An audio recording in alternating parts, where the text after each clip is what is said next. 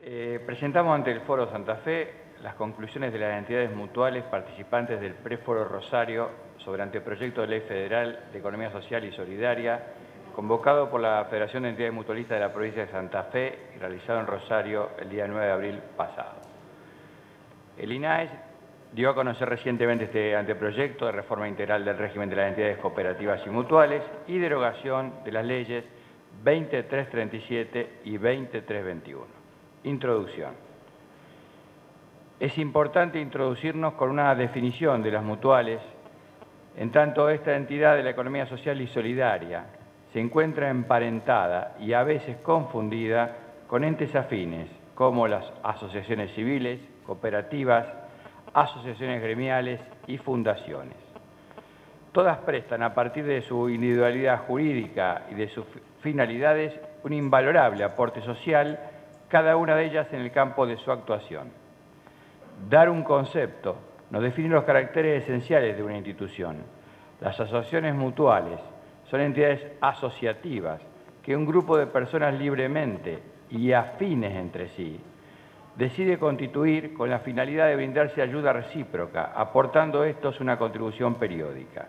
Están fundadas en la solidaridad, no tienen fin de lucro y están organizadas para promover el bienestar de sus asociados y solo pueden utilizar sus excedentes en beneficios para sus asociados.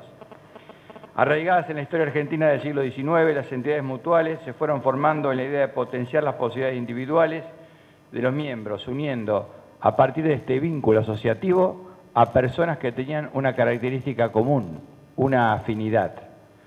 Este hilo conductor o afinidad, que podía ser la nacionalidad, la región de origen, desempeñarse en algún empleo, profesión, etc., fue el carácter distintivo y constitutivo de las mutuales. Estas primeras asociaciones son conocidas bajo distintas denominaciones: de ayuda mutua, de ayuda recíproca, de socorros mutuos o de protección recíproca. Las primeras mutuales tenían por objeto atender los servicios esenciales de sus integrantes, como los servicios de salud, de previsión para la ancianidad o invalidez, ante la inexistencia de un Estado que los prestara. Su cometido originario fue ofrecer asistencias ante situaciones de emergencia o necesidad a través de la ayuda solidaria. Las entidades mutuales tuvieron un importante desarrollo a lo largo del siglo XX en todo nuestro país y ampliando los servicios cada vez más, constituyendo hoy un modelo asociativo que reúne a más de 5 millones de personas en más de 4.200 entidades con una participación sustancial en la economía de nuestro país. Con el tiempo, la consolidación institucional de estas entidades de la economía social y solidaria también se fueron afirmando los principios éticos y doctrinarios del movimiento mutual. Consideraciones previas. Limitación temporal del debate.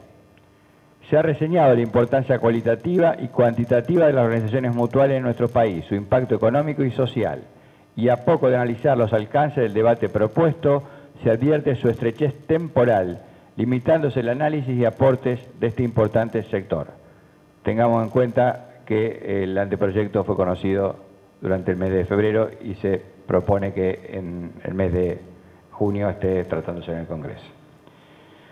Carencia de exposición de motivos. También son desconocidos los fundamentos de las modificaciones introducidas, conocidos como exposición de motivos, que hacen a la indispensable técnica legislativa e imponen la necesidad de explicar a la sociedad y a los afectados por un cambio normativo de las razones que inspiran la legislación en particular, cuáles son los argumentos que sustentan la propuesta para modificar, reformar, adicionar, derogar, abrogar o crear el articulado de una ley. La presentación realizada por el INAES no constituye una exposición de motivos, sino una fundamentación política genérica y propositiva. Consideraciones particulares sobre algunos aspectos del anteproyecto. Primero, oportunidad de la sanción de un nuevo régimen legal de las entidades mutuales. Los cuestionamientos técnicos y sustanciales realizados al anteproyecto inducen a sostener que no es apropiado reemplazar la Ley 2321, sino eventualmente introducir algunas reformas sobre aspectos consensuados a lo largo de los años de vigencia de la ley. Las dificultades del sector no han surgido como consecuencia de la vigencia de esta ley. Definición. En el artículo primero no existe una definición clara en cuanto expresa, siempre hablamos del anteproyecto, ¿verdad? en cuanto expresa que las mutuales son una asociación civil, dando lugar a una superposición y confusión normativa y fiscal con las asociaciones civiles constituidas en el marco del Código Civil. Tercero, igualdad de trato con otras personas jurídicas. El anteproyecto hace una apertura a que las mutuales pueden tener por objeto toda actividad lícita, en igualdad de condiciones con las personas jurídicas, incluso la prestación de servicios públicos.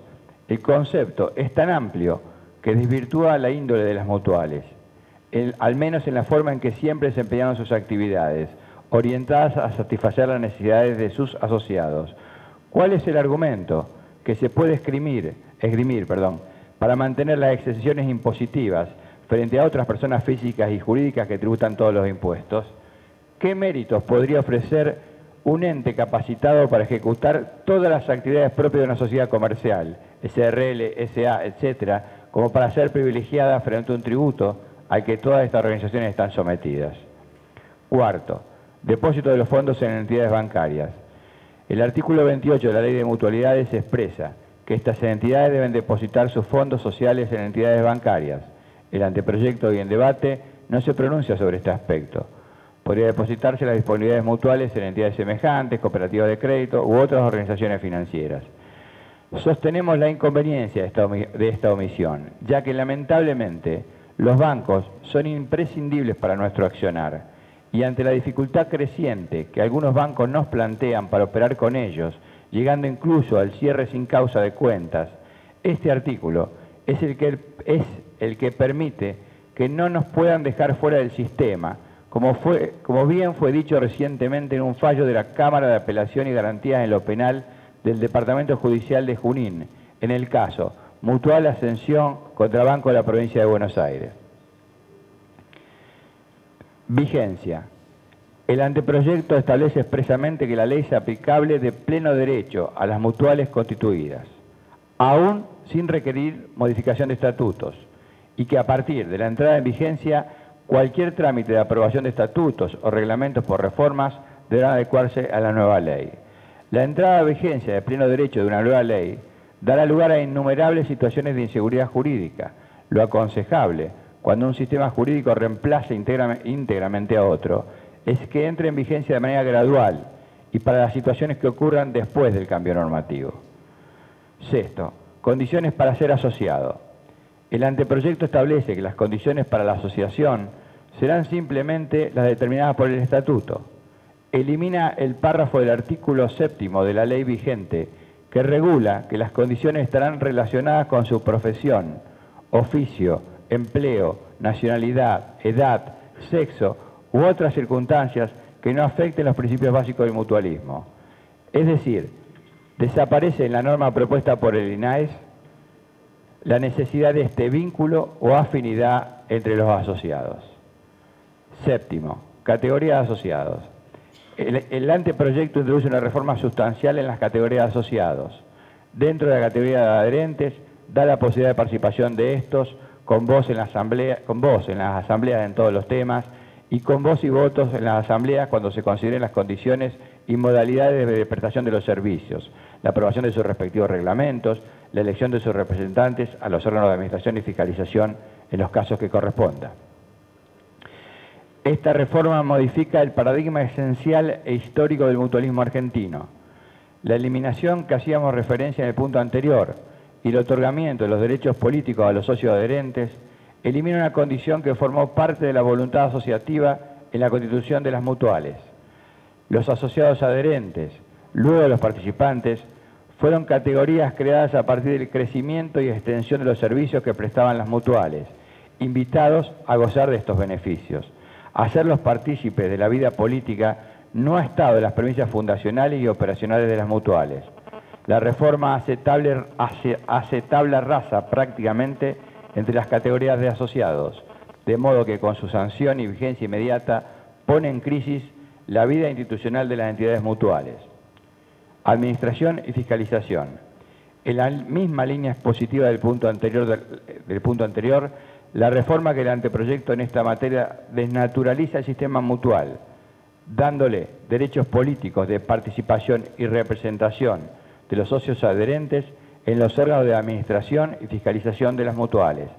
La circunstancia fáctica que prevé el anteproyecto, estatuto que prevé a la categoría socios adherentes y números de estos superiores a 1/3 de los asociados activos, se configura en la inmensa mayoría de las entidades mutuales, de modo que es de aplicación general y no excepcional.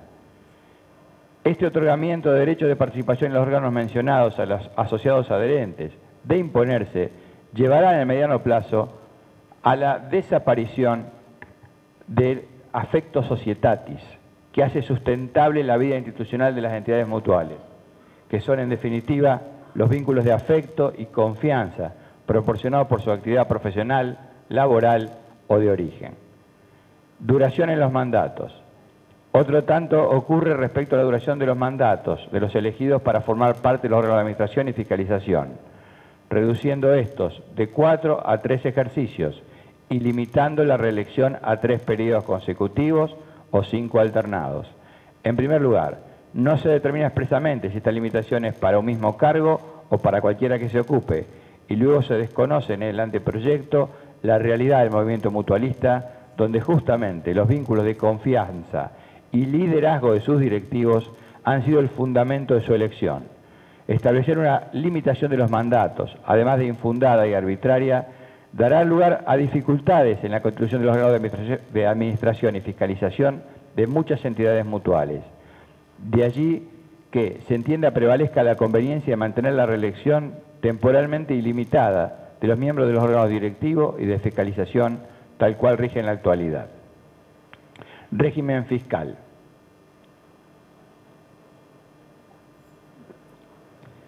De alcanzar sanción en nueva ley, la normativa sobre exenciones impositivas, tal cual está prevista en el anteproyecto elaborado, el principal perjuicio y total se sufriría en relación al impuesto al valor agregado, cuyo beneficio tiene una incidencia sustancial en la ecuación económica financiera de las asociaciones mutualistas. Será necesario, para demostrar lo antedicho, acometer un examen pormenorizado de las normas en vigor y su imprescindible articulación, teniendo en cuenta asimismo aspectos temporales de las distintas fechas de vigencia, procedimiento este que no es usual en los análisis impositivos. El artículo 29 de la Ley 20.321 data del año 1973, vale decir, entró en vigencia con anterioridad a la Ley del Impuesto al Valor Agregado. En el texto vigente de la Ley de IVA, que es del 1 de enero de 1975, cuyo texto experimentó numerosas modificaciones. Aquí cobra interés la modificación introducida por la Ley 25.920, que entró en vigor el 9 de septiembre de 2004. Estamos hablando de modificación a la Ley del IVA. Por ella fueron introducidos el artículo 7.1 y el párrafo 3º y 4º, que dice: sin perjuicio de las previsiones del primer párrafo de este artículo, en ningún caso serán de aplicación respecto del impuesto de esta ley las exenciones genéricas de impuestos, en cuanto no le incluyan taxativamente.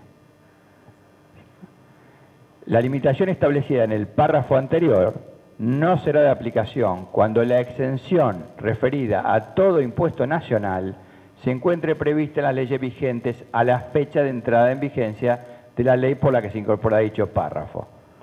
Traduzco rápidamente. Derogándose la ley 23.321, que es la que no da lugar a la exención del IVA, y habiendo nueva ley, habría que incorporar taxativamente la nueva exención de IVA, pero nos ponemos en juego. Es claro que la Ley Orgánica de Mutualidad de 20.321, vigente de 1973, en razón de la fecha de su origen, no podía incorporar en forma expresa la exoneración del IVA, según exige este párrafo tercero. De cualquier modo, como el párrafo cuarto liberaba de ese recaudo a las exenciones que, sin mencionar ese gravamen, refirieran a todo impuesto nacional y hubieran sido establecidas con anterioridad al 9 de 9 del 2004, las mutualidades procedían igualmente exentas. En la elaboración de la nueva norma, salvo algunas modificaciones de redacción que para nada alteran lo sustancial, prácticamente se ha copiado la cláusula que está todavía en vigor, el artículo 29. Pero si quedara este nuevo artículo dentro de una ley que sea sancionada en el futuro, dejará de tener vigencia para todos los servicios mutuales la exención ante el impuesto al valor agregado. Ello es así porque devendría colocada fuera del beneficio que el párrafo cuarto, artículo 7.1, el texto legal del IVA, acuerda a los entes que sus leyes no mencionan taxativamente, sino que la incluyen en forma genérica. Es imprescindible, en consecuencia, que la norma proyectada de modificarse tiene que incorporar a la exención del IVA en forma expresa. Objeto de las mutuales. Es tan amplio el concepto dado por el anteproyecto en relación al objeto de las mutuales, toda actividad lícita en igualdad de condiciones para otras personas jurídicas, que desvirtúa la índole de estas entidades. Autoridad de aplicación. Destacamos que el anteproyecto, entre un sinnúmero de atribuciones del órgano de control, establece la facultad de disponer la intervención administrativa de una mutual cuando, a criterio del directorio, se realicen actos u omisiones que importen un riesgo grave para la existencia o, agrega el anteproyecto, menoscabo del interés social o de la sociedad en general. Si a criterio del directorio no es factible la normalización de la entidad, se procede a la disolución y liquidación. Las resoluciones de la autoridad de aplicación solo son apelables ante la Cámara Nacional de Apelaciones en lo contencioso administrativo federal con efecto devolutivo, es decir, la interposición de un recurso ante la justicia no suspende los actos de intervención, disolución o liquidación. Se deroga una garantía sustancial de las entidades mutuales ante los eventuales abusos del Estado que fueran incorporados por la Ley 25.374. Esta norma agregó el artículo 35 bis a la Ley de Mutualidades, que estableció que la autoridad de aplicación podrá pedir al juez competente la nulidad de las resoluciones de los órganos sociales cuando sean contrarias a la ley o al estatuto, y la intervención de los órganos sociales cuando se pongan en grave riesgo la existencia de la mutual. Es decir, por un acto administrativo a cargo del directorio de la autoridad de aplicación, sin posibilidad de una vía judicial de evaluación de legalidad y oportunidad o cautelar, se facultaría a proceder a decretar desde la intervención hasta el cese de la existencia misma de la entidad. Estas facultades de la nueva autoridad de aplicación son excesivas y convierten a las entidades mutuales en más vulnerables y desprotegidas de un accionar arbitrario del Estado. Mutualismo escolar. A los fines de sistematizar la enseñanza y práctica del mutualismo escolar, proponemos agregar un apartado en el que se garantice para todas las escuelas oficiales y privadas la enseñanza de mutualismo, mediante su incorporación en todas las currículas de los distintos niveles de la enseñanza oficial. Conclusiones. Sin perjuicio de los puntos de vista expresados sobre el anteproyecto de ley federal sobre cooperativas y mutuales, y como conclusión a lo expuesto, expresamos nuestro desacuerdo a la derogación total de la ley 2321 y postulamos el tratamiento de reformas en la misma sobre aquellos temas que han tenido un amplio consenso en nuestro sector. Muchas gracias.